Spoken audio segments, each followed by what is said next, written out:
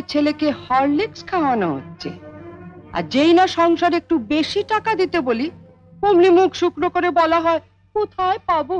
জ্বরেও দুর্বল হয়ে পড়েছে মা, ডাক্তার ওকে হরলিক্স খেতে বলেছে, তাই ওর বাবা ধার করে। থাক, ওসব কথা অনেক শুনেছি, ধরা পড়লেই ধার করেছি। নে লতু, তুলে নে হরলিক্সটা।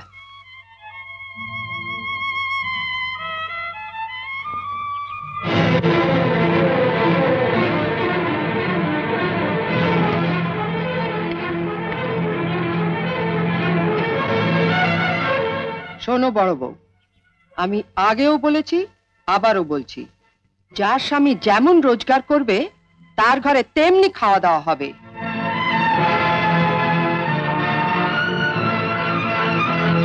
ছেলেকে যদি হরলিক্স খাওয়াতেই হয় তাহলে কর্তাকে বলো রোজগার একটু বাড়াতে, নয়তো এর পরও যদি ছেলে হরলিক্স খেতে চায় তাহলে বাজার থেকে 20 পয়সা দিয়ে হরলিক্স বিস্কুট কিনে এনে দিও, কেমন?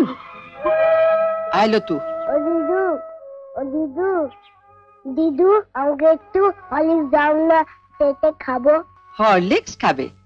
ওইখানে হরলিক্স পড়ে আছে, যা গিয়ে চেটে চেটে খা।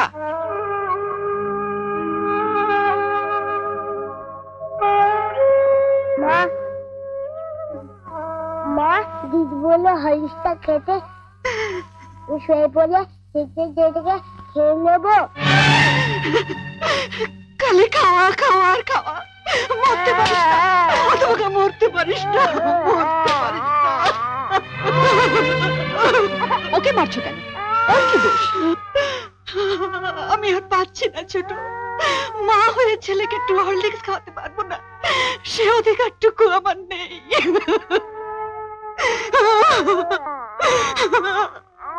উনিও তো মা, ওনারও তো সন্তান আছে।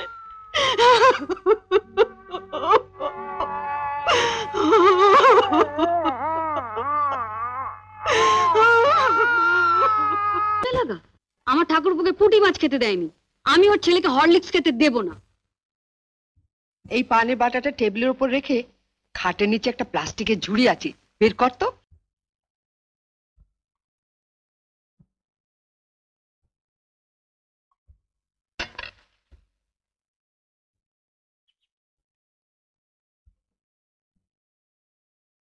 বস। জানিস বাজার থেকে আপেল আনিয়েছি, শরীরটা এত দুর্বল লাগে। ওই হরলিক্সটা তুমিও খেতে পারো মা। হ্যাঁ, প্রত্যেকদিন রাত্রিরে 1 গ্লাস করে হরলিক্স করে খাবো। হ্যাঁ, আর বানাতে দেবে বৌদিটাকে, তবে একা খেও না মা, বাবাকে একটু দিও। বিয়ের পর তো বাবাকে কিছু খাওয়ালি না, তা এতই যখন খাওয়াবার শখ তখন বাজার থেকে একটু বিষ এনে দে। অসুস্থ নাতিটার মুখ থেকে কেড়ে নিয়ে আসা হরলিক্সটা তোর মাই খা। ঠিক আছে, তোমাকে আর খেতে হবে না। দেখ তো মিষ্টি কিনা।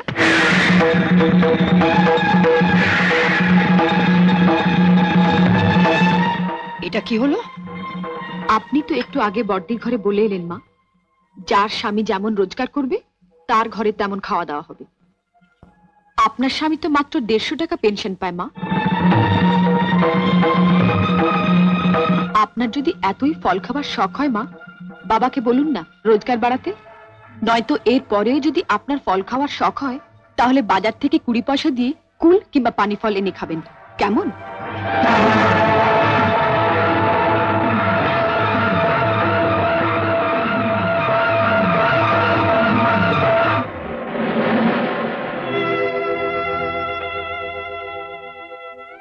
অপ্রিয় সত্য কথা বললাম বলে আমাকে ক্ষমা করবেন বাবা।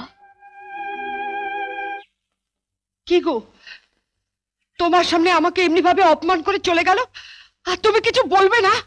হ্যাঁ বলবো, বলবো, নিশ্চয়ই বলবো। আজ আমি ভগবানের কাছে প্রার্থনা করে বলবো, হে ভগবান, বাংলার ঘরে ঘরে দজ্জাল শাশুড়িদের শায়েস্তা করবার জন্য ছোট বউয়ের মধ্যে একটি করে বউ পাঠিয়ে দিও।